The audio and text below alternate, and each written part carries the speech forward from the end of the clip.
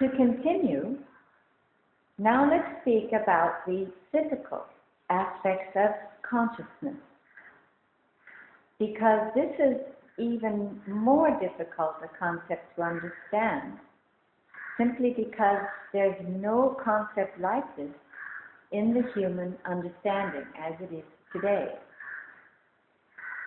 But there are experiments happening in quantum physics showing a new understanding of consciousness.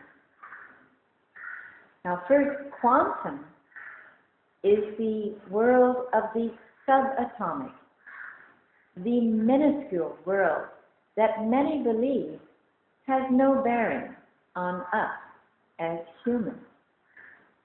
And yet, everything in human is made up of these little subatomic particles. So what happens with them affects everything that we know. The first such experiment was called the Double Slit Experiment, and it was first conducted in the 1920s. And in essence, what this experiment shows is that an electron, excuse me for the noise,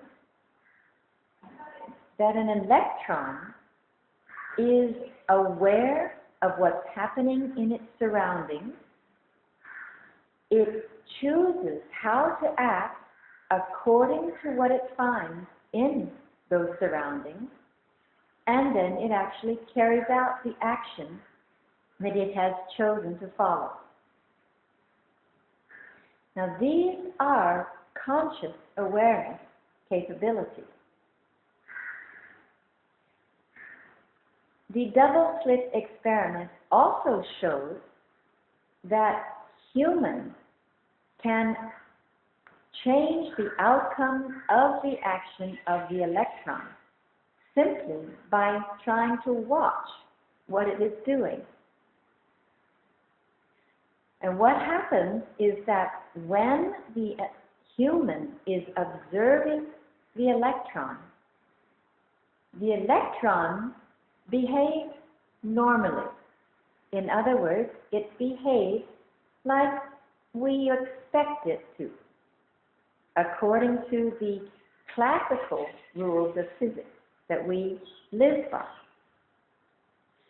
But when the human is not watching, is not observing, the electron doesn't always follow the prescribed rules. The best example I can give to you there is when your children are outside playing and they know that you're watching them. They know they are being observed. They play pretty normally. But as soon as you turn your back, or as soon as you walk away, they start getting up to a lot of hanky-panky. And this is also what the electron does. And the electron is recorded as carrying out actions that are usually not able to be performed by any particle of matter.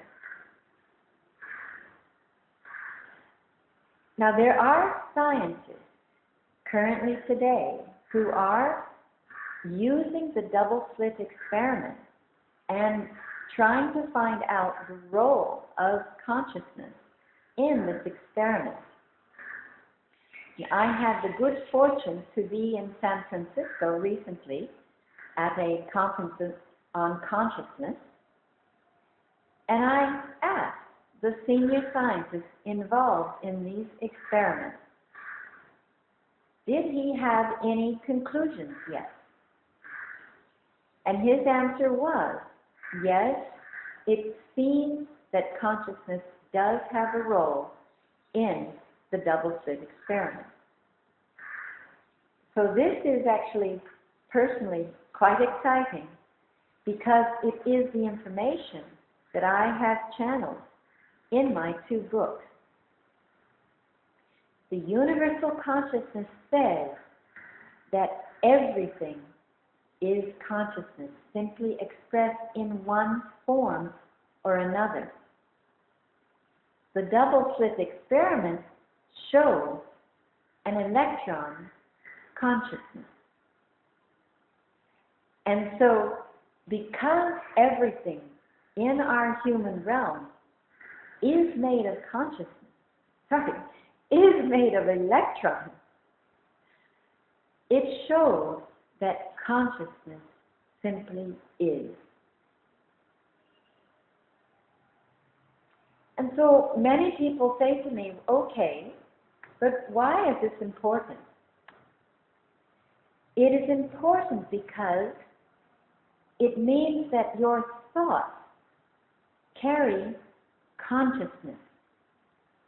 And therefore your thoughts are actually creating your reality. Whatever thoughts you're having and the intent that is carried in the thought becomes your reality, because it drops down from the consciousness that is into being.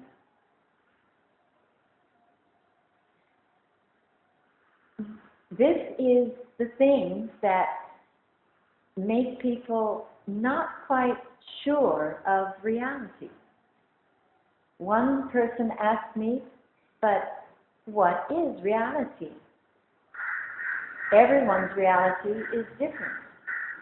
And I agreed. I said yes, because your thoughts are your personal expression.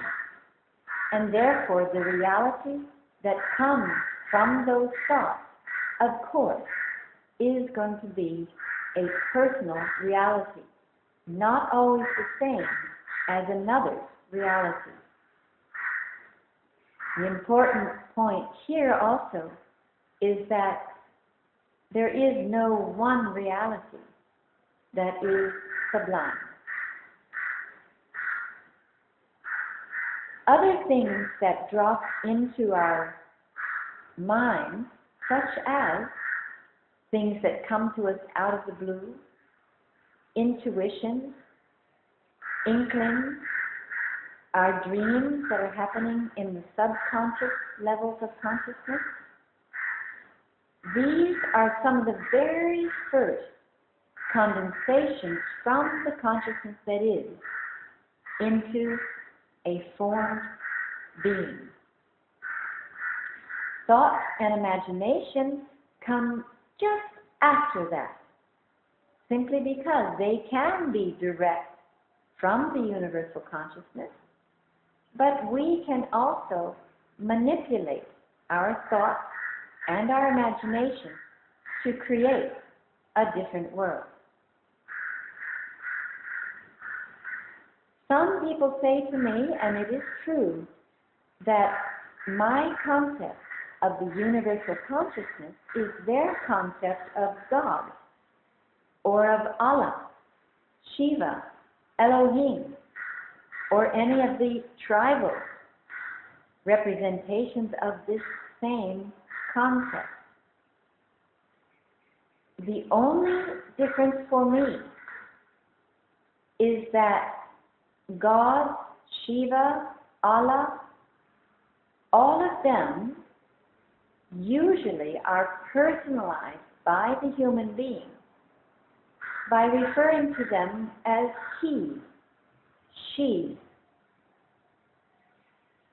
Using the word consciousness, no one has the tendency to say consciousness he or consciousness she.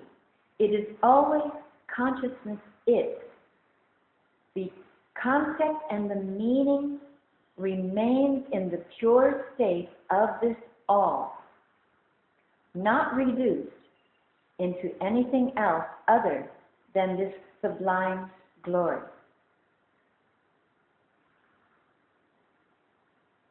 I'm going to stop again. I'll be back very shortly.